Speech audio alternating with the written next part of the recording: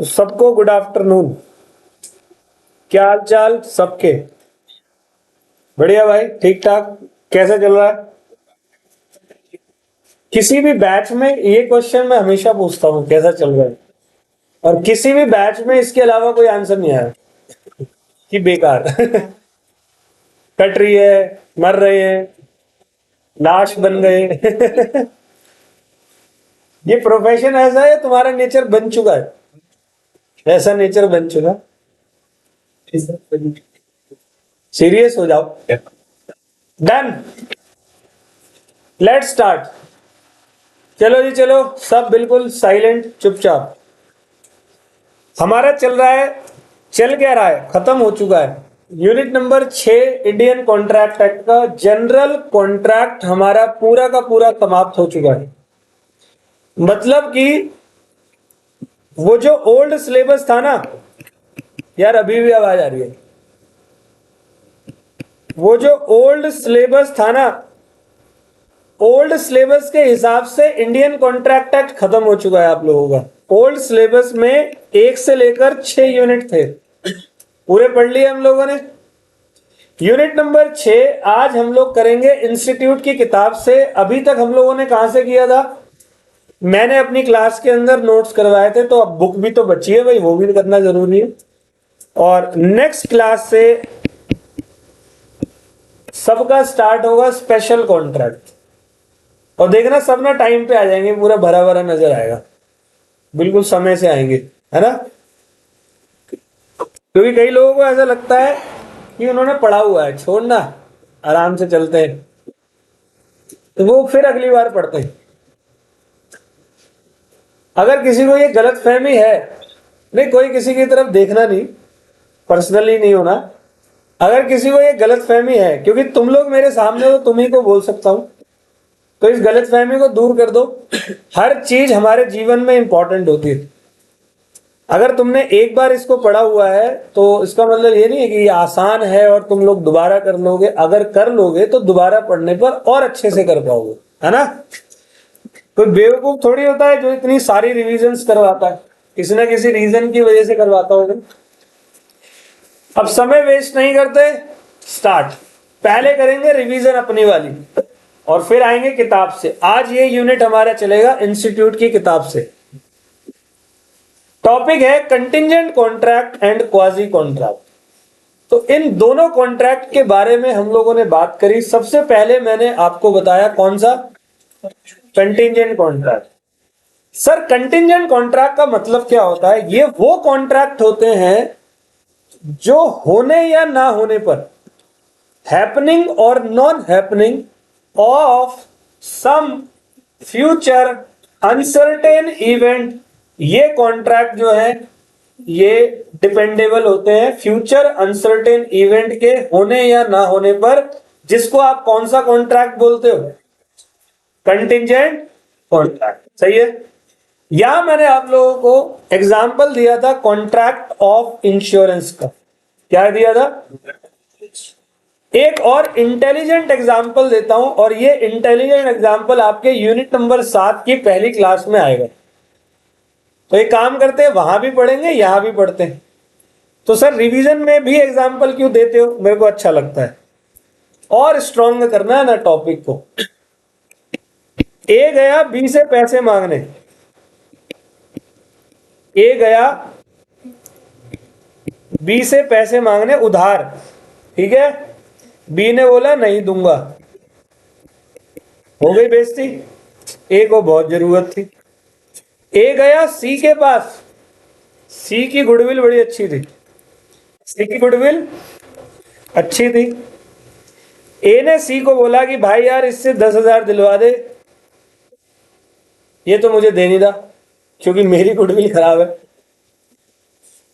तो C B को ये गारंटी देता है कि तू इसको पैसे दे दे, अगर ये नहीं दे पाया तो मैं दूंगा। तो सी और बी के बीच में ये कौन सा कॉन्ट्रैक्ट बना? कंटिंजेंट कॉन्ट्रैक्ट, बेस्ड अपॉन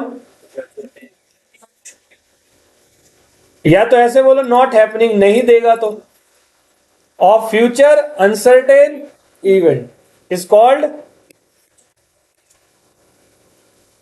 आ गया समझ में? डन है? तो ये एग्जाम्पल आपको यूनिट नंबर 7 में भी मिलेगा, ठीक है? ओके, तो मैंने आपको बताया contingent contract means the contract which depends upon happening और non happening of some future uncertain event is called contingent contract. तो ये दो सिचुएशन पे होता है, एक हैपनिंग पे और एक नॉन हैपनिंग पे। अगर ये हैपनिंग पे हुआ और वो चीज हो गई तो एनफोर्सेबल, नहीं हुई अनएनफोर्सेबल, नहीं हो सकती तो भी अनएनफोर्सेबल। ऑल वेल मालिको। अगर ये नॉट हैपनिंग पर है, वो चीज नहीं हुई, एनफोर्सेबल हो गई, नॉट एनफोर्सेबल मतलब अनएनफोर्सेबल, नहीं हो सकती अनएनफोर्सेबल क्योंकि नहीं होने पड़ा। ऑल वेल, डन है जी, कोई दिक्कत किसी को? और ये पूरा कंटिंजेंट कॉन्ट्रैक्ट था, कैसा लगा? फिर हमने क्वाजी कॉन्ट्रैक्ट भी किया था। पहले कंटिंजेंट को पढ़ा देता हूं अच्छे से और फिर हम बात करेंगे किसकी? Quasi contract. आ जाए जी।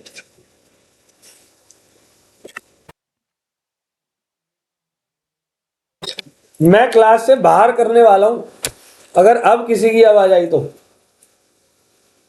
और थोड़ी देर पहले भी मैं बोलने वाला था, बोला नहीं मैंने, और जिसके लिए बोलने वाला हूं वो समझ गया, और अब की सीधा बाहर भेजूंगा और तुम्हारे को कोई फर्क भी नहीं पड़ेगा। तो ऐसा मतलब मत होने दो कि मैं तुम्हें बाहर भेजू, अच्छा नहीं लगता, क्योंकि तुम बाहर जाते जाते मन में बड़ी गालियां दोगे, मेरे को आएगी हिचकियां, तो मुझे पसंद नहीं है वो। Contingent contract and quasi contract. तो कंटिंजेंट में हमें पढ़ना है rules relating to enforcement of contingent contract number 1 और difference between contingent wagering contract number 2। क्या ये दोनों मैंने अपने नोट से पढ़ा दिए? क्वाजी कॉन्ट्रैक्ट में कौन कौन सी सिचुएशन ऐसी है जहां पर कॉन्ट्रैक्ट क्वाजी कॉन्ट्रैक्ट माना जाता है, अभी पढ़ेंगे। तो मैंने कंटिंजेंट स्टार्ट कराना है, बिल्कुल ध्यान से समझना। मैं आपको असल में सिखा रहा हूं कि कैसे आपको पढ़ाई करनी है इंस्टीट्यूट की किताब से। In this unit we shall briefly examine what is called a, या ये यह नहीं लिखा we will study, it's fine, ठीक है? सर टाइम चेंज तो बेटे टाइम तो सबका ही बेकार चलता है। आ जाओ, अब सबके अकॉर्डिंगली चलेंगे तो क्लासेस तो कभी नहीं होगी। तो आप 2 बजे आ जाओ। कोई बात नहीं बेटे, थोड़ा सा करना पड़ता है, मेहनत करनी पड़ती है। आ जाओ। In this unit we shall briefly examine, तो यहां पर क्या यूज किया? मैंने एक वीडियो बना के आपको दिखाई थी, देखी हुई थी तुम लोगों ने। मैंने क्या बोला कि जो फ्यूचर की एक्टिविटीज है वहां क्या यूज करना है? शेल वर्ड को यूज करना है। ये लोग कुछ लॉ को इस तरीके से करते हैं। It's essential and the rules regarding enforcement of the type of contract. The Contract Act recognizes certain cases in which an obligation is created without a, अब इस कंटिंजेंट के साथ में ये कह रहा है कॉन्ट्रैक्ट एक्ट रिकॉग्नाइज करता है कुछ सिचुएशन जहां ऑब्लिगेशन बंदे की क्रिएट हो जाती है बिना किसी कॉन्ट्रैक्ट को बनाए हुए। Such obligation arise out of certain relation which can not be called as contract in strict sense. जैसे क्वाजी कॉन्ट्रैक्ट में क्या ऑब्लिगेशन होती है? पार्टी की कॉन्ट्रैक्ट बनाते हैं, लेकिन ऑब्लिगेशन कभी कभी ऑफर नहीं होता, एक्सेप्टेंस नहीं होती, कॉन्सेंसस एड इडम नहीं होता। कॉन्सेंसस एड इडम क्या होता है? Free and and in fact agreement भी नहीं होता, प्रॉमिस नहीं होता, लेकिन फिर भी ऑब्लिगेशन हो जाती है। और ये टॉपिक हमने कहां पढ़ाया नहीं था? 5 point. Finder of lost goods हूं मैं, मुझे किसी का खोया हुआ सामान मिल गया, तो जिसका खोया क्या उसने मुझे ऑफर दिया था, भाई तुझे मिल गया तो रख लियो, मैं तेरे पास आ जाऊंगा लेने। Supply of necessities to incompetent person, money paid by one person on behalf of another, money paid by mistake. तो ये क्वाजी कॉन्ट्रैक्ट के टॉपिक बताए थे। एंड एक और था नॉन ग्रेचुअस, जहां मैंने कहीं सामान छोड़ दिया था अपना किसी और के, है ना, क्या किसी भी सिचुएशन में कॉन्ट्रैक्ट था लेकिन फिर भी वहां ऑब्लिगेशन क्रिएट हो गई। तो आप कभी इस गलत फहमी में मत रहना कि भरी क्लास में पीछे बैठ के फोन चला पाओ कि तुम्हारे टीचर को ये बात पता नहीं लग रही। मैं बड़े प्यार से कह रहा हूं, बड़ा दुखी कर रखा है और बहुत देर से कर रहा है, ऐसे ऐसे करके। जैसे ही मैं उधर देखता हूं तो ऐसा अटेंटिव हो जाता है जैसे इससे इंटेलिजेंट कोई है ही नहीं क्लास में। तो इधर फोन ला अपना, इधर आ, इधर आ, इधर फोन लेके आ इसका, इधर आ, और साइलेंट करके दियो। तेरा फोन हर क्लास में जमा होगा। और तू यहाँ उठ गया, इधर बैठ, इधर आ गया, मैं कह रहा हूं आ गया, इधर आ। जल्दी जल्दी, टाइम वेस्ट मत कर, आगे आ, इधर आगे बैठ, चल उधर, कह रहा हूं ना आगे खड़ा हो। तूने उसको बिगाड़ा है। जल्दी आजा। और तू आगे से यहीं बैठेगा अगली 1-2 डेस्क में। चलो डन करें। ये रिदम खराब हो जाती है, ऐसा मत कर यार भाई, मत कर। उसको परिणाम मिल चुका है, तुझे भी चाहिए। अब इसको पंखा चलवाओ, फिर एसी चलवाए, फिर लेट के डांस करो।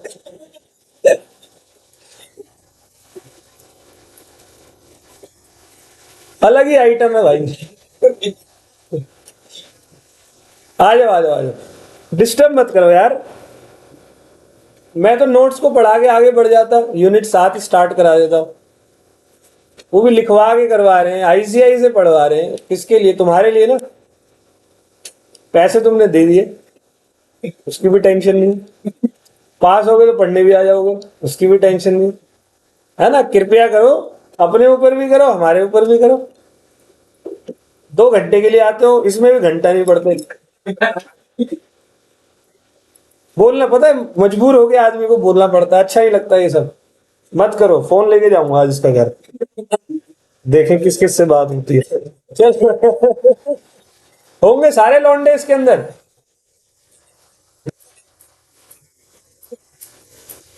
आ जाओ, रहने दे, फिर मैं झूठा हो जाऊंगा। चलो छोड़ो छोड़ो, आप ही आ जाओ, क्लास में आते हैं। तो ये कह रहा है एक कॉन्ट्रैक्ट में भी एब्सोल्यूट और एक कॉन्ट्रैक्ट आपका एब्सोल्यूट भी हो सकता है, कंटिंजेंट भी हो सकता है। यूनिट नंबर 1 से लेकर 2 से लेकर 3 तक सारे के सारे एब्सोल्यूट ही तो थे, जहां पर हमने 10 बातें करी। सर प्रॉपर ऑफर, उसकी acceptance, intention to create legal relationship, capacity to contract, consideration, free consent, lawful purpose, certainty, agreement not declared void by law, possible to perform other requirement of other law, absolutely valid contract. ठीक है, तो वो तो हमने unit 1 में भी सीखा, 2 में भी सीखा, दूल्हे राजा आ गए। कम 1 में भी सीखा, 2 में भी सीखा। बेटे बैठ जाना वो एक जगह वहां।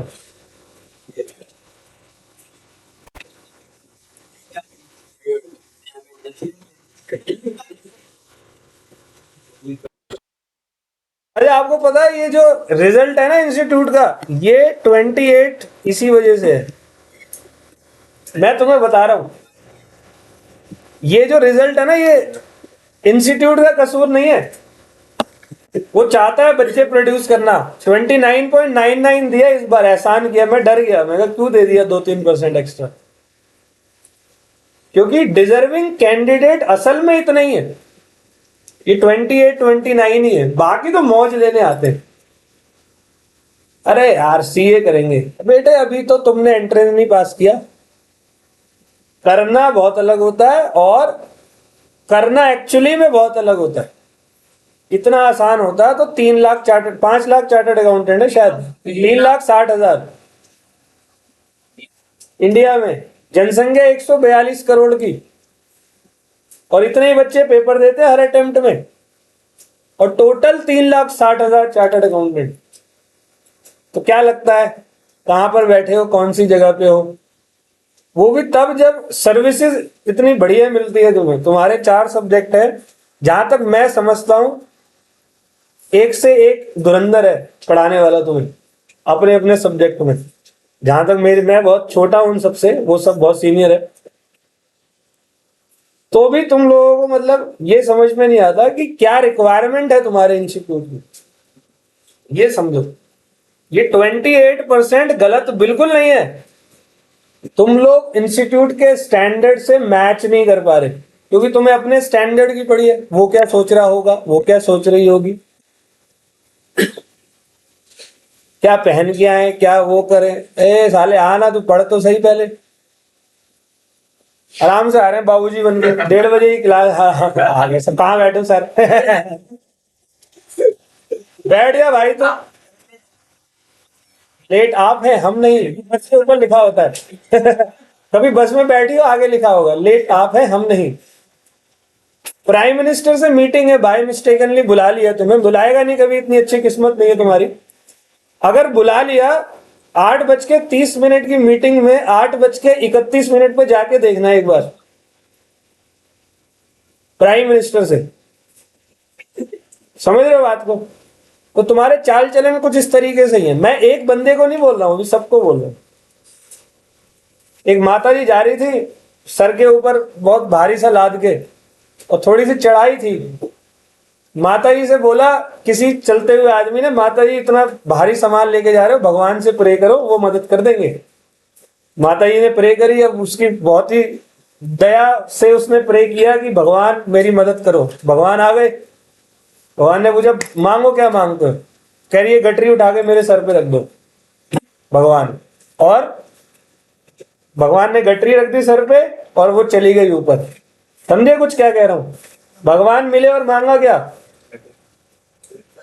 गठरी ऊपर करके। वो कुछ भी मांग सकती थी, वो कुछ भी मांग सकती थी, और तुम यही काम कर रहे हो। तुम्हारे को 2.5 घंटे 3 घंटे गोल्डन चांस मिलता है क्लास में पढ़ने का, और वहां तुम बसों के पीछे और इसके पीछे और वहां के पीछे, बस। और मेरा टाइम वेस्ट हो रहा है। कितनी देर हो गई ये बकवास करते हुए मुझे? 15 मिनट खराब हुए ना अभी। और ये हर क्लास में होता है, तो मैंने कहा थोड़ा फिर इसके बारे में आज बात ही कर ली जाए। आराम से आ रहे होते, जो शहनशाह नहीं आ रहे होते, रिश्ते में अब तुम्हारे बाप है, तुम साले कुछ नहीं हो।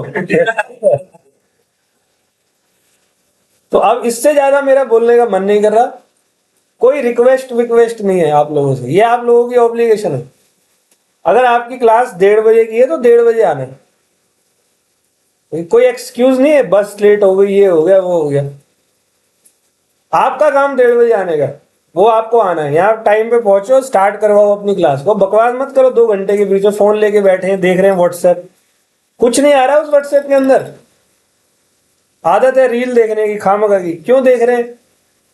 बाद में इसी की नौकरी मिलेगी तुम्हें, 12,000 रुपए तनख्वाह, रील देख बैठ के, यही करोगे तुम। तो अब अगली क्लासेस जितनी भी होंगी, मुझे कोई डिस्टरबेंस कभी नहीं चाहिए। आप क्लास में मैं बोलूंगा, जब मन करेगा हंसने हंसाने का तो हंसो, और क्लास में वापस आ जाओ, ठीक है? लेकिन कुछ एक दो लाइन और मन कर रहा है कि पूरा खत्म करो। कुछ कुत्ते की तुम होती है। अब देखते हैं वो कौन है।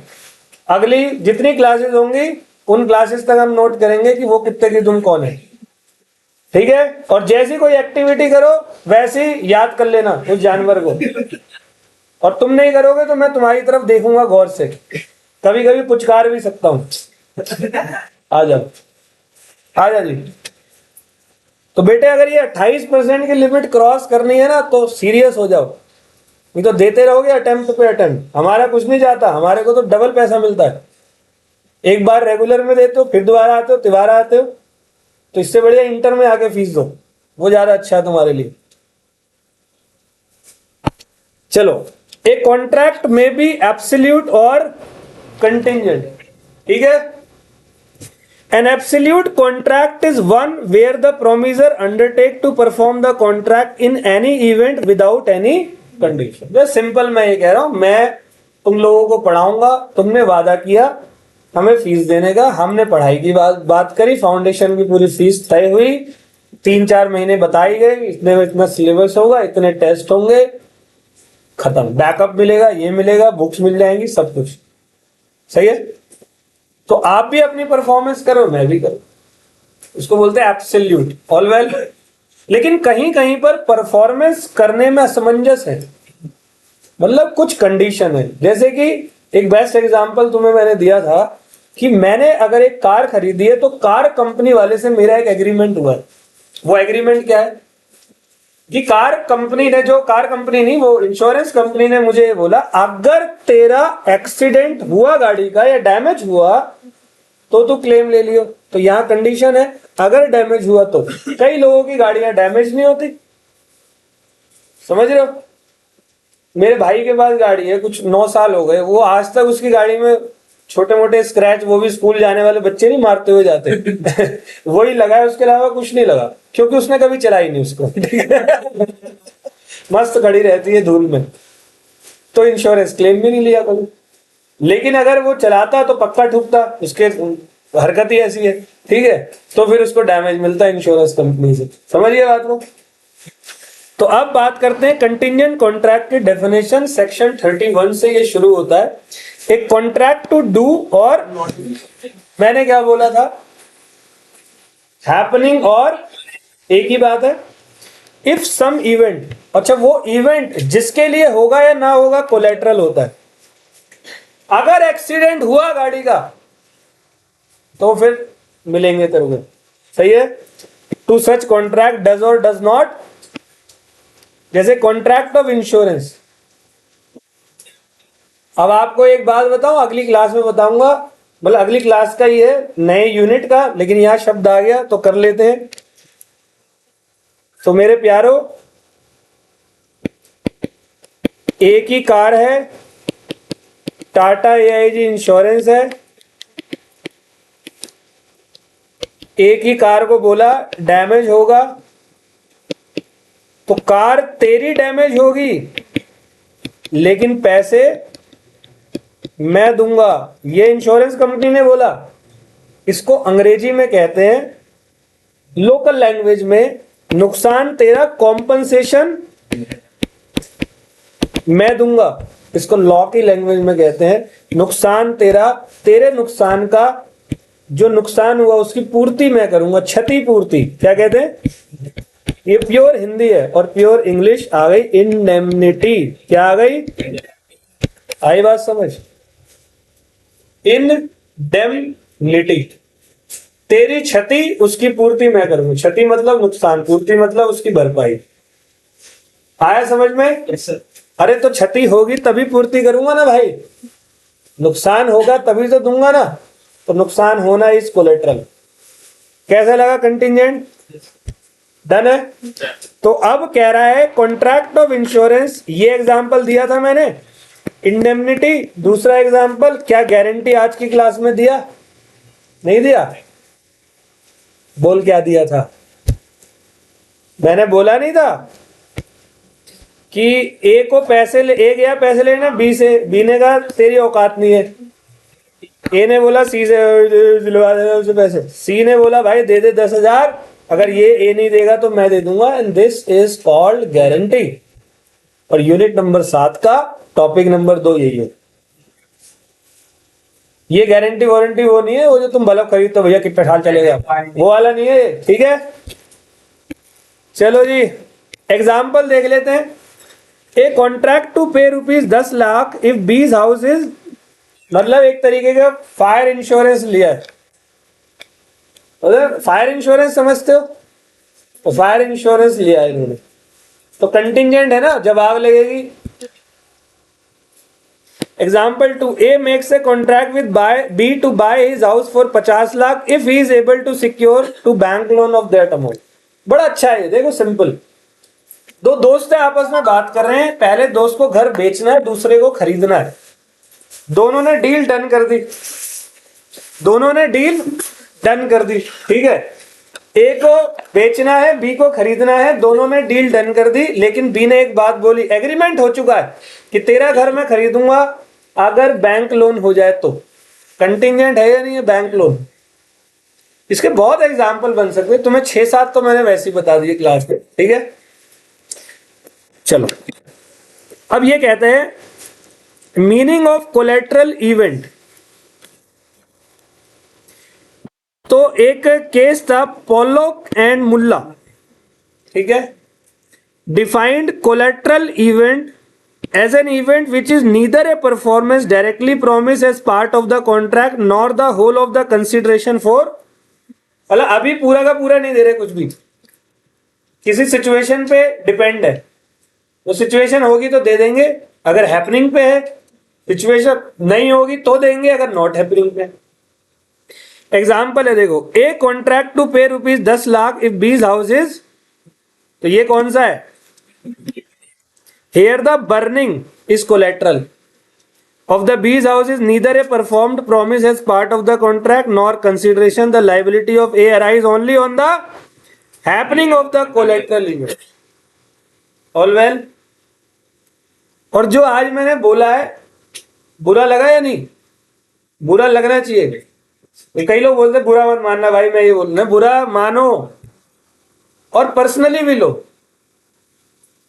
और किसी को ढाल बना के बोलना पड़ता है। तो जिसको पर्सनली ऐसा लग रहा है जैसे तुझे ऐसा हो सकता है लग रहा हो यार मेरे को बोल, ऐसा तुझे नहीं बोला है, सबके लिए कहीं ना कहीं से मोटिवेशन जाना चाहिए, है ना। टाइम से पहले आना। और अब तुम क्यों लेट आते हो कि सर अगर तुम्हारे 5-7 मिनट लेट हो गए क्या तुम भी लेट आओगे? इसको अपनी लैंग्वेज में बोलते बाप से बड़े हो सकते हो। अरे वो आ रहे हैं, वो दूसरी क्लास ले रहे, 5-7 मिनट लेट हो गए। तुम्हारा ड्यूटी क्या है? तुम्हें मैडम ने ग्रुप में मैसेज भेजा 1:30 बजे आना है, तुम प्रयास करो 1:25 में पहुंच जाओ। थोड़ा सुस्ता लो, बाहर हवा ले लो, नोट्स पढ़ लो। देख इतना बड़ा पार्क है, देख रहे हो, बाहर आराम से खड़े हो जाओ, थोड़े नोट्स पढ़ लो, आराम से आ रहे हो 1:40-45 में, जैसे कोई एहसान कर दिया। चलो जी, example number 4, A agrees to transfer is property to if her wife she, ये तो बड़ी खुशी की बात है, ये तो पूरी जायदाद दे देगा। This is a contingent contract.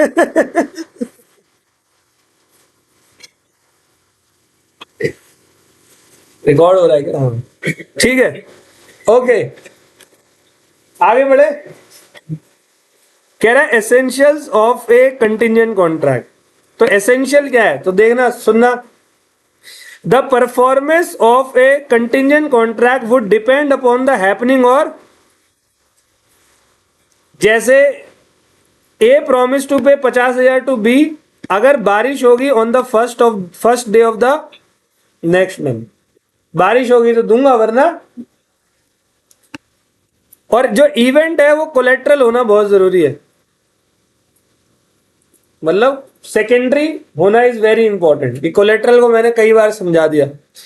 The event is not part of the contract, the event should be neither performance promise nor a consideration for a promise. दस, where A agree to deliver 100 bags of wheat and B agree to pay the price only afterwards, ये conditional contract है, contingent नहीं है। ए ने बोला 100 kilo चावल तुझे दे दूंगा, मैंने कहा चावल जब दे देगा तो पैसे ले जियो, ये कंटिजेंट थोड़ी है, ये तो कंडीशन है।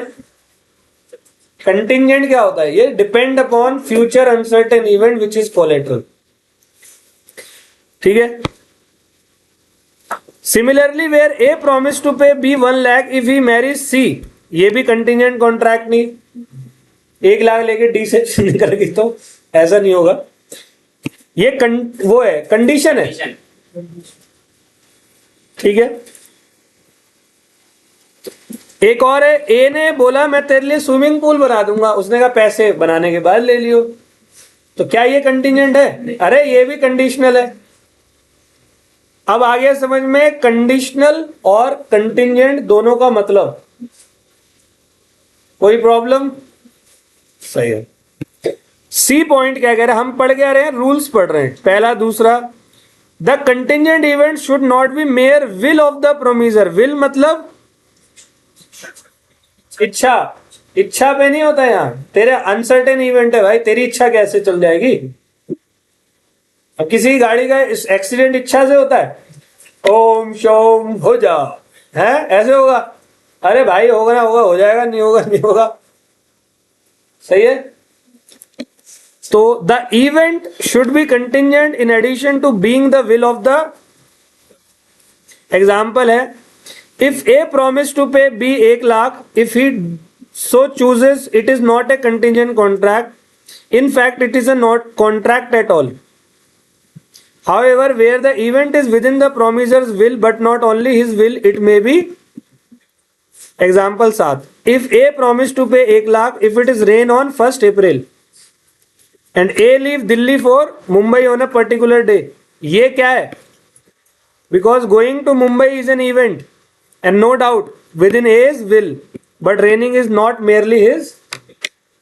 उसने कहा बारिश होगी, अब तू चाहे पूरे ब्रह्मांड में कहीं घूम के आ जा, मुझे क्या मतलब, बारिश को तू रोक सकता है? तो ये कंटिजेंट होगा। समझ गए जी? और अगली और लास्ट बात है, इवेंट मस्ट बी, जब पहले से पता हो तो मेरी विल नहीं हो गई, मैं तो पहले से सब कुछ डन कर लूंगा। ये तभी तो जो क्रिकेट मैच पे सट्टा सुट्टा लगाते हैं, वेजरिंग एग्रीमेंट होता है, उसमें पहले से तय करके रखते हैं वो नो बॉल आएगी, फिक्स होगा, 5वें ओवर की 5वीं बॉल पे नो बॉल फेंकी जाएगी। समझ रहे हो? एक वो प्लेयर जिसने कभी नो बॉल नहीं फेंकी, वो मेन मैच में इतने बड़े पांव आगे ले जाके नो बॉल फेंक रहा है, कुछ तो बात होगी। वहां वो पूरा अनसर्टेन इवेंट को फिक्स करके रखते हैं, उसको वेजरिंग बोलते हैं, सट्टा लगाना। लगाया कभी किसी ने? चलो जी, example number next. A agree to sell his agriculture land to, कह रहा मैं तुझे बेचूंगा after obtaining the necessary permission from the.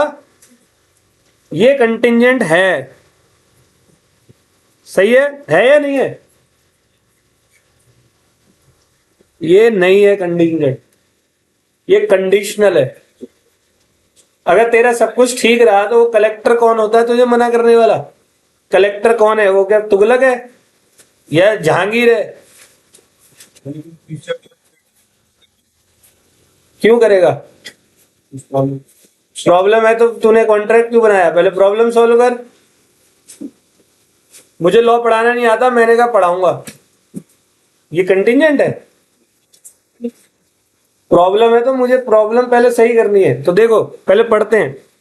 A agree to sell his agriculture land to B after obtaining the necessary permission from the collector.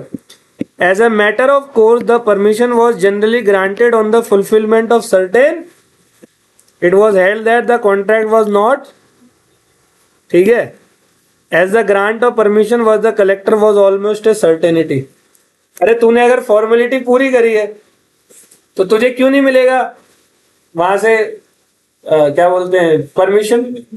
जैसे आप लोग passport बनाने गए, आपको मना कर दे, जा नहीं बनाया तेरा पासपोर्ट, क्यों?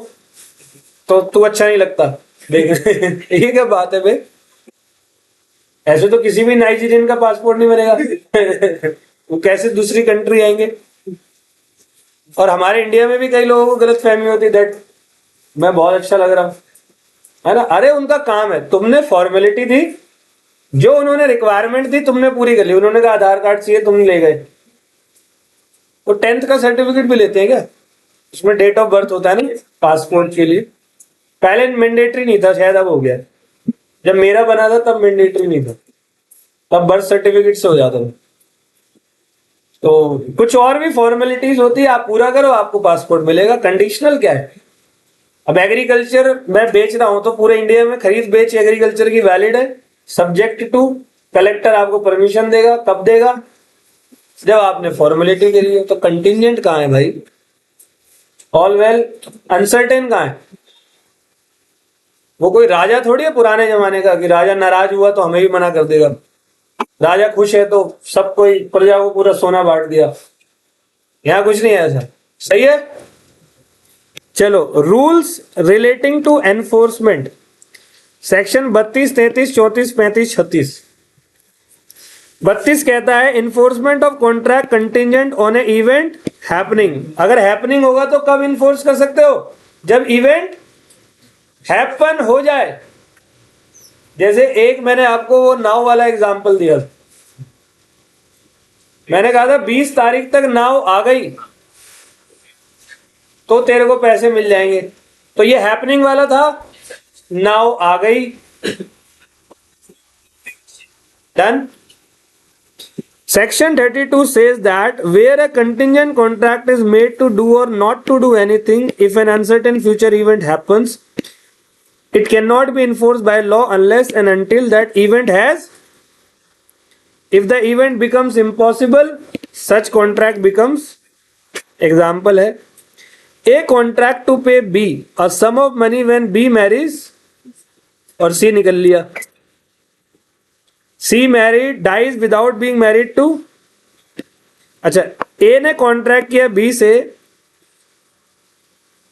a sum of money when B marries, ठीक है। अब यहां C मरी गया तो क्या आप शादी हो सकती है? पैसा मांग सकता है। समझ गए? Enforcement of contract contingent on an event, अब नॉट हैपनिंग का देखते हैं। Section 33 says that where a contingent contract is made to do or not to do anything, if an uncertain event does not happen, तो वह enforce तभी होगा, it can be enforced only when the happening of that event becomes and not before. Example, where P agrees to pay Q a sum of money if a particular ship does not return. अगर ship sink हो गया मतलब डूब गया तो enforceable, और ship आ गया तो आ गया जी। चलो, a contract would ceases to be, cease मतलब उसकी एनफोर्सेबिलिटी खत्म, मतलब unenforceable, if it is contingent upon the conduct of a living person when that living person does something to make the event और कंडक्ट इम्पॉसिबल। बहुत अच्छा है। देखो, हमने कॉन्ट्रैक्ट बनाया किसी पर्सन के कंडक्ट पे और उसने कुछ ऐसा कर दिया जो एग्रीमेंट से दूर दूर तक नाता नहीं था। जैसे ए एग्री करता है बी से ए सम ऑफ मनी के लिए, अगर बी मैरी करता है किससे, और सी को मोहब्बत हो गई डी से, सी निकल लिया किसके पास, हो गया ना खत्म। लिविंग पर्सन के कंडक्ट पर यह एग्रीमेंट बना था और लिविंग पर्सन ने कुछ ऐसा कर दिया कि अब एग्रीमेंट का कोई मोल भाव ही नहीं है। समझ गए? जैसे होता है ऐसा ऐसा घरों में, पुराने जमाने में ऐसा होता तो बचपन में ही बच्चों की शादी तय कर देते थे। आज भी होता है टाउन्स में और रूरल एरियाज में। वो पापा पापा दोस्त होते हैं, रात को दारू दूरू पीते हैं साथ में, ठीक है रे बेटे में भाव, अब बेटी से तो पूछ ले। अच्छा, उस टाइम पूछ भी नहीं सकते क्योंकि बेटी 4 साल की है। तो बड़े हो के अब उनका कहीं कहीं और टांगा भिड़ जाता है, वो वहां चले जाते हैं। तो उन दोनों के बीच में जो कंटिजेंट कॉन्ट्रैक्ट है वो क्या हो गया, वॉइड हो गया। तो क्या एक दूसरे की जान ले लेंगे? तूने बोला था, तो वहां तुम लोग पहुंचना। ये वॉइड तो छोड़, ये अनसाउंड माइंड था। Drunken person. यस, तो लॉ का स्टूडेंट अपना ही नया खेल दिखाएगा वहां जाके। चलो आगे बढ़ते हैं। Contingent on happening of specified event with in the fix time. ये मैंने आपको एग्जांपल फिक्स टाइम का अपनी क्लास में दिया था। अगर 20 तारीख तक शिप आ गई तो मेरे से पैसे ले लेना, और शिप 20 तक आ गया तो ले लो, नहीं आया डूब गया। ठीक है, डन। एग्जाम्पल देखो, a promise to pay B a sum of money if certain ship return within a, the contract में बी इनफोर्स। इनफोर्स हो सकता है अगर वो शिप 1 साल में आ गया तो, और शिप आया 2.5 साल बाद तो वो बरमूडा ट्रायंगल में फंस गया था। पता है बरमूडा ट्रायंगल? हमारी जिंदगी भी ऐसी हो जाती है कभी कभी ट्रायंगल की तरह। अगर अगली क्लास में कोई लेट आया तो उसको बताऊंगा मैं, फिर उसको या तो लेट आया तो वहीं से निकल जाना। अब मेरी पहली क्लास होगी तो टाइम जो है उस टाइम पे क्लास में एंट्री करो, चाहे हम 5-7 मिनट लेट हो जाए, तुम्हें नहीं होना चाहिए। और फोन कोई नहीं चलाएगा। लाइट सी जा रही है फोन के अंदर बार बार, पता नहीं कौन परेशान हो रहा है। चलो कंटिंजेंट और आ जाओ आ जाओ आ जाओ, चलो छोड़ो, वापिस आते हैं। चल भाई ओके, हाँ इधर आ जा। Contingent on specified event not happening with in, मैंने कहा शिप नहीं आया 20 तारीख तक तो ले जाइयो पैसा।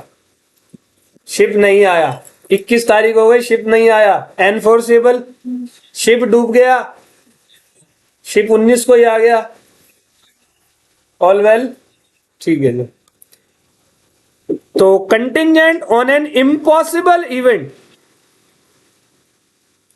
इम्पॉसिबल इवेंट जैसे यहां एग्जांपल है, A agrees to pay B 1 lakh if sun rises in the west next morning. हमने कहा सूरज डूबेगा वेस्ट से, पश्चिम से, और डूबेगा कहां पर? पूरब में। हो सकता है क्या? Not possible. सही है। तो कहते ना तेरे लिए चांद तारे तोड़ के ले आऊंगा, उसको बोलो लेके आ पहले तो। ले ले भाई, ले ले शर्मा आवा, तू आ जा, कोई बात नहीं।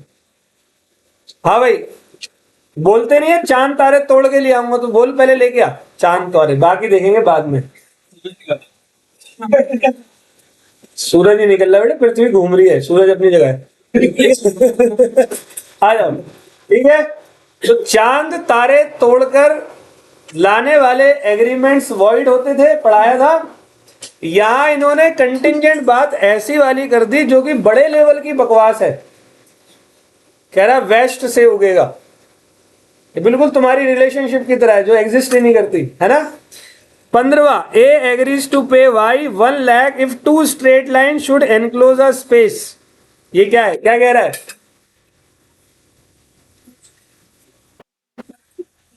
हाँ मैथ्स का है ना सर, समझ नहीं आता। हाँ जी, ठीक है। तो ये सारे के सारे क्या है? इम्पॉसिबल इवेंट है, ये कंटिंजेंट नहीं होते। अच्छा, कंटिंजेंट और वेजरिंग के बीच का मैंने आपको डिफरेंस बताया था, ठीक है जी। रिपीट कर रहे हैं एक एक करके, ध्यान से सुनना। सबसे पहले बेटे इधर आओ। Contingent contract means the contract which depends upon happening और non happening of some future uncertain event, और फ्यूचर अनसर्टेन इवेंट कोलेट्रल होता है। वेजरिंग भी यही होता है। Wagering agreement is a promise to give money और मनी इज वर्थ।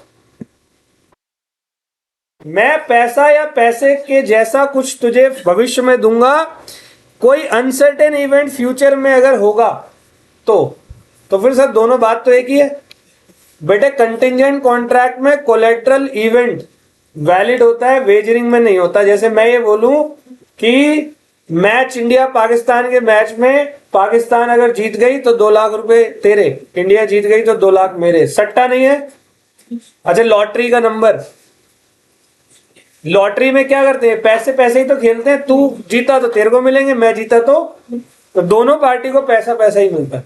कंटिंजेंट में कंसीडरेशन मिलता है, एक को पैसा एक को सामान, कुछ इस तरीके से, है ना। तो कंटिंजेंट कॉन्ट्रैक्ट में कोई जरूरत नहीं है कि रेसिप्रोकल प्रॉमिस हो। जैसे मैंने कहा मैं तुझे पैसे दूंगा, मेरा जहाज अगर आ गया तो मैं तुम्हें दे रहा हूं, तुम क्या दे रहे हो? लेकिन वेजरिंग में दोनों एक दूसरे को कुछ देते हैं। जैसे क्रिकेट मैच पे सट्टा लगाना, क्या ऐसा सुना है कि कोई बंदा कह रहा है भाई अगर इंडिया जीत गई तो मेरे से ले जाना, और हार गई तो कुछ नहीं, कोई बात नहीं। ये कौन सा सट्टा है बे? समझ गए? Uncertain event. अच्छा, कंटिंजेंट कॉन्ट्रैक्ट का अनसर्टेन इवेंट क्या होता है? कोलेट्रल। और इसका वेजरिंग का कोर फैक्टर होता है, मतलब वही एक फैक्टर है। और यहां कोलेट्रल है मतलब जुड़ा हुआ है, वो वही है। मैच की हार जीत ही सब कुछ डिसाइड करेगी। नेचर क्या होता है? कंटिंजेंट कॉन्ट्रैक्ट वेजरिंग नहीं होते, लेकिन वेजरिंग क्योंकि अनसर्टेन इवेंट है। Interest of contracting party have interest in the subject matter in the contingent contract में कॉन्ट्रैक्टिंग पार्टी का सब्जेक्ट मैटर पे इंटरेस्ट होता है। वेजरिंग में जैसे सट्टा लगा रहे हैं, उन्हें कोई मतलब नहीं है बाहर जीत रही है हार रही है, लॉटरी का क्या नंबर आ रहा है, कितने लोग दुखी हो रहे हैं, क्या, उन्हें कोई मतलब नहीं, उन्हें पैसा। समझ गए? And doctrine of mutuality of loss and gain. Sir wagering में एक जीतेगा तो एक, या जीतना हारना नहीं होता। सही है? यहां कोई सट्टा थोड़ी खेल रहे। कंटिंजेंट वैलिड होते हैं और वेजरिंग, बताओ जी, आईसीएआई की बुक से पूरा का पूरा समाप्त। All well. अब करेंगे क्वाजी कॉन्ट्रैक्ट। अच्छा, ये सब हुआ है, बहुत दिन हो गए हमें पढ़ते हुए, और अब भी अगर तुमने एग्जाम में अपनी कलम नहीं चलाई तो बंटा धार है तुम लोगों का। ठीक है, बहुत अच्छे तरीके से करना है। Quasi contract,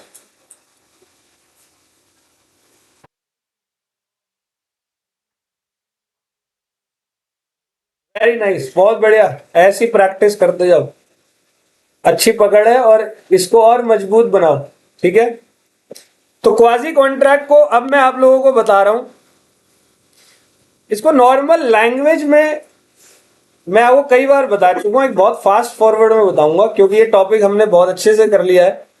quasi contract, quasi word का मतलब होता है सिमिलर, कॉन्ट्रैक्ट के जैसा, लेकिन इसमें कॉन्ट्रैक्ट के मेन एलिमेंट मिस होते हैं। तो मेन एलिमेंट क्या है सर? वो चैप्टर यूनिट 1 में जो पढ़े, ऑफर, एक्सेप्टेंस, ये वो, legal consideration, consensus ad idem, quid pro quo मतलब कंसिडरेशन, ये सब कुछ या तो सब या कुछ मिसिंग होता है। लेकिन फिर भी कोर्ट ने बोला है, एक्ट ने बोला है कि फिर भी तुम कॉन्ट्रैक्ट समझकर एक दूसरे पर केस फाइल कर सकते हो, इवन तुम्हारे बीच में ऑफर और एक्सेप्टेंस का एक्सचेंज नहीं हुआ है। ऑल वेल मालिको, कोई दिक्कत? तो कौन कौन सी सिचुएशन है? अच्छा, इसकी कुछ इंपॉर्टेंट लाइनें बताता हूं, देखो। Quasi contract are based upon principle of equity, justice and good conscience. ये प्रिंसिपल ऑफ इक्विटी के लिए बनाया गया, मतलब अगर किसी ने कॉन्ट्रैक्ट नहीं बनाया तो क्या उसके साथ दुनिया धोखा करती रहेगी? बस इसीलिए क्योंकि वो इंडियन कॉन्ट्रैक्ट एक्ट के 1872 वाले सेक्शन नंबर 10 जो एसेंशियल एलिमेंट है उसको वो पूरा नहीं कर पाया, तो वो किसी मजबूरी में नहीं कर पाया ना। तो अगर मैंने वहां कॉन्ट्रैक्ट को पूरा नहीं किया तो क्या मैं फिर नुकसान झेलता रहूंगा? यहां प्रिंसिपल ऑफ इक्विटी है, यूनिट नंबर 6 बनाया है, जिसने आपको बोला that you can claim your amount of money. All well, ठीक है जी। और ये मेरी लैंग्वेज में भी कुछ था ना, क्या था? प्रिवेंशन ऑफ अनजस्ट एनरिचमेंट, और मैं कहता हूं इसको no ash on other person's cash. बहुत लोग दूसरे के पैसों पर ऐश करते हैं, है ना? नहीं करना भाई, क्योंकि तुम्हारे ऊपर क्वाजी कॉन्ट्रैक्ट लग जाएगा। ठीक है जी, अभी हम पॉइंट की बात नहीं कर रहे अंदर, अभी तो सिर्फ मतलब समझ रहे। एक क्वाजी और कंस्ट्रक्टिव कॉन्ट्रैक्ट, तो इसका दूसरा नाम क्या है? Rest upon the maxim no man must grow rich out of another person's loss. क्या जिंदगी में कोई बंदा, एक वो कोई बेवकूफ आदमी होते हैं वो जो आगे बढ़ जाते हैं, लेकिन जीवन में तुम किसी और का नुकसान करके खुद आगे नहीं बढ़ सकते। भाई कम से कम ये इंसानियत तो ये नहीं कहती है किसी और का नुकसान करके आगे बढ़ने में अच्छा लगता है, कोई फायदा ही नहीं है। बट कुछ लोग इसको फॉलो करते हैं, हमें उसको नहीं समझना। कॉन्ट्रैक्ट एक्ट तो कह रहा है भाई किसी का नुकसान करके हम लोग आगे नहीं बढ़ने वाले। तो इसके पॉइंट क्या क्या है, तो उसमें से पहले एक काम करते हैं, एक दो पॉइंट है। एक ट्रेडमैन है, उसने सी के घर पर गलती से कोई सामान रख दिया, सी ने वो सामान कंज्यूम कर लिया, तो क्या वो व्यापारी से लड़ेगा, तूने मेरे घर के आगे कैसा रखा? अरे भाई गलती दुनिया से होती है, तेरे घर के आगे रख दिया, गलती से रखा।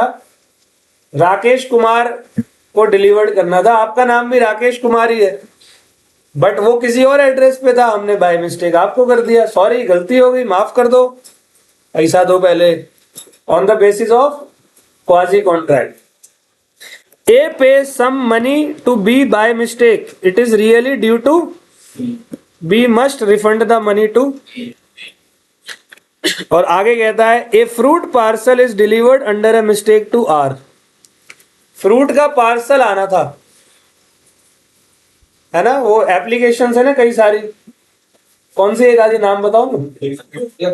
ग्रोफर बंद हो गया, ब्लिंकिट,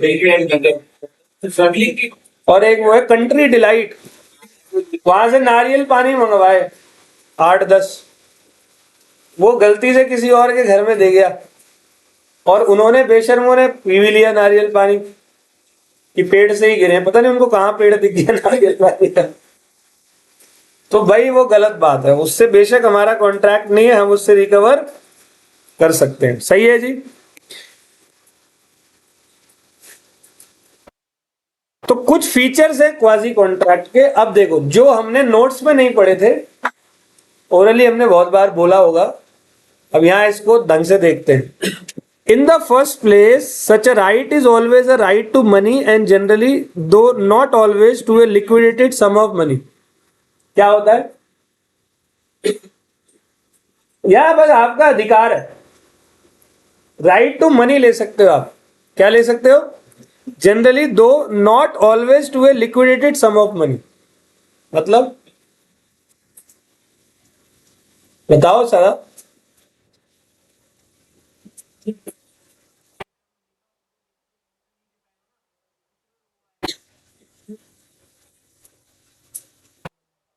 जैसे कि किसी ने मेरा सामान कंज्यूम कर लिया, अब पता नहीं लग रहा है एग्जैक्ट कितना किया है, या वो कुछ और कह रहा है और मैं कुछ और कह रहा हूं, फिक्स नहीं है अमाउंट। तो एक अमाउंट होता है लिक्विडेटिव, आउटसाइडर आता है थर्ड पार्टी, वो बताते हैं जी इतना इतना पैसा दो, समझ गए। एक नॉमिनल अमाउंट होगा, नॉमिनल इन द सेंस जितना एक्चुअली में कंज्यूम किया उसने। Secondly it does not arise from any agreement of the party but is impose by law. कोई एग्रीमेंट नहीं होता यहाँ, कोई गलती से मेरे यहाँ नारियल पानी छोड़ गया, एग्रीमेंट थोड़ी करके छोड़ गया होगा, भैया गलती से छोड़ रहा हूं, पीना मत पगले वो तो गलती से छोड़ता है ना।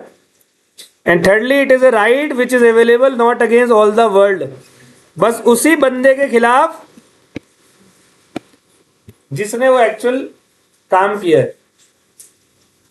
समझ गए? कोई डाउट किसी को? All well. तो जी क्वाजी कॉन्ट्रैक्ट, ये क्या मैंने सारे पॉइंट बताए थे। Claim for necessary supply 68, payment by interested person 69, obligation of a person enjoying benefit of non gratuitous 70, responsibility of finder of lost goods 71, money paid by mistake और coercion 70। एक आधा पढ़ाता हूं या पूरे ही पढ़ा दूंगा ना, एक आधा क्यों पढ़ाऊं। Number 1, claim for necessary supplies to a person which is incapable for contracting. क्या पढ़ा था हमने अपनी क्लास में? Supply to incompetent person. तो जनरली इनकॉम्पिटेंट पर्सन को अगर आप कुछ सप्लाई करते हो तो वो वॉइड होता है नहीं होता? तो वॉइड हो गया तो सप्लाई करा तो पैसे नहीं मिलेंगे क्योंकि वॉइड है। अगर आपने नेसेसरीज दिए ना तो वहां तो वॉइड है, यहां ये क्वाजी कॉन्ट्रैक्ट बन जाएगा। तो याद करो, माइनर के वही ले रहे और क्या, ठीक है। तो if a person incapable of entering into a contract और anyone whom he is legally bound to support is supplied by another person with necessary suited to his condition in life, जो उसकी जिंदगी पर निर्भर करती है, जरूरी चीजें जिसने वो दी है वो रिएम्बर्स कर देगा फ्रॉम द, यहां भी वही है प्रॉपर्टी। तो फिर तू बेवकूफ है, तूने क्यों दिया? तो तूने दान कर दिया,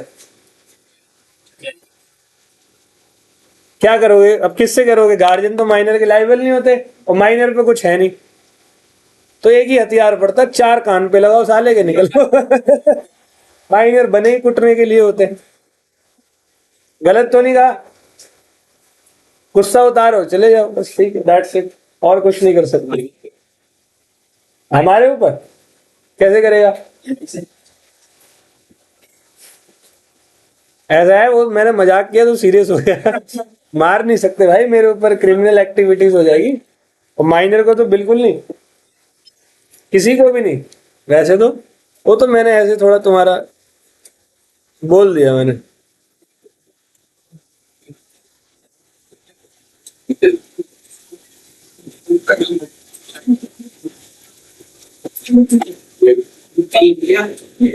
एक मिनट से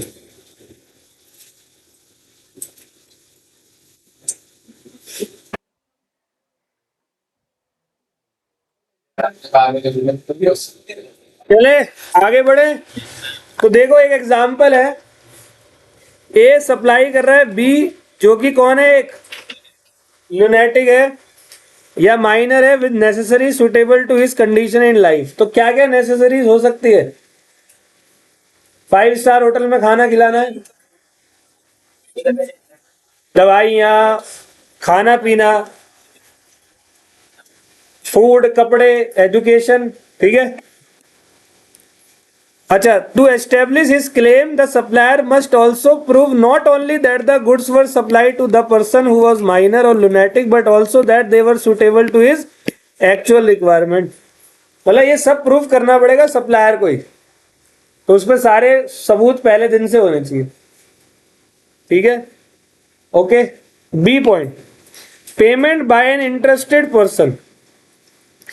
A person who is interested in the payment of money which another is bound by law to pay। मतलब मैंने बोला है money paid by one person on behalf of, तो मैंने एक एग्जांपल दिया था आपको, किराएदार ने मकान मालिक के बिहाफ पर पे कर दिया, क्योंकि किराएदार को शौक थोड़ी था, दान थोड़ी दे रहा है, इंटरेस्टेड पर्सन है वो उसी घर में रह रहा है, बुलडोजर चल जाएगा, उसे घर का सामान भी गया। और घर लेना कोई मामूली बात तो नहीं है, रातों रात थोड़ी, शाम को 6 बजे निकले 7 बजे नए घर में है। मोमोज लेने जितना आसान नहीं है ना वो, ठीक है। Obligation of person enjoying benefit of, मतलब कि कोई नॉन ग्रेचुअस एक्टिविटी थी और मैं उसका बेनिफिट उठा लिया। कोई खाने पीने का आइटम, वो फ्रूट वाला एग्जांपल था, ऊपर फ्रूट फ्री में आते, आम का पेड़ लग रहा है बाहर, तोड़ो और गेट के आगे रख जाओ। अरे जिसने भी रखा होगा उसने पेमेंट करी होगी, उसकी गलती से रख दिया और तुम आम काट के खा गए सारे। तो पैसे भी तुम ही दोगे, सही है। देख गले से पानी उतर रहा है उसके। आ जाओ। In term of section 70 of the act, where a person lawfully does anything for another person और deliver anything to him not intending to do, मतलब डिलीवर्ड कर दिया, इंटेंशन नहीं थी। सो ग्रेचुअसली, फ्री में देने की इंटेंशन नहीं थी। And such other person enjoy the benefit thereof. तो यहां सबसे बेस्ट एग्जांपल है बिल्ली को दूध की रखवाली करने के लिए देना। आया समझ में? वो दूध ही पी गई पूरा। जैसे तुम्हारे घर वाले तुम्हें नहीं छोड़ जाते, मम्मी पापा बेटे हम 2 दिन के लिए शादी में जा रहे हैं, तू घर का ख्याल रखिए। और बच्चे के मन में जो लड्डू फूट रहे होते हैं उस टाइम पे, जा तो सही। उसके बाद उस घर का शहंशाह वही होता है 2 दिन तक। बस वो आने के लास्ट 1 घंटे में उन्हीं दोस्तों से जिनसे बिगड़वाता है, उसी से वो उल्टी सीधी सामान पकड़ा फिर भी जाता है। उठना तय है उसका, क्योंकि सामान गलत गलत जगह रखेगा। लेकिन वो 2 दिन मजा आता है बहुत, है ना। कौन सा ऐसा है जो जिसको ये मौका मिला है क्या क्या किया उस टाइम पे। है ना? तो क्या हो गया? अब मैं कोई गलत बोला? आ जाओ, कार्टून वार्टून देखे होंगे तुमने, और क्या करा होगा। आ जाओ। Is bound to pay compensation to the former in respect और to restore the thing is done और डिलीवर्ड। अच्छा, यहां पर प्लेंटिव को प्रूफ करना पड़ेगा। प्लेंटिव कौन होता है? जो लीगल एक्शन लेता है। तो लीगल एक्शन कौन लेगा? जिसने खाया है, जो छोड़ के गया है। जिसने खाया है वो तो नहीं लेगा, खा लिया अब तो नहीं दूंगा, केस कर देता हूं। है जी? ठीक है, तो केस तो प्लेंटिव ही करेगा।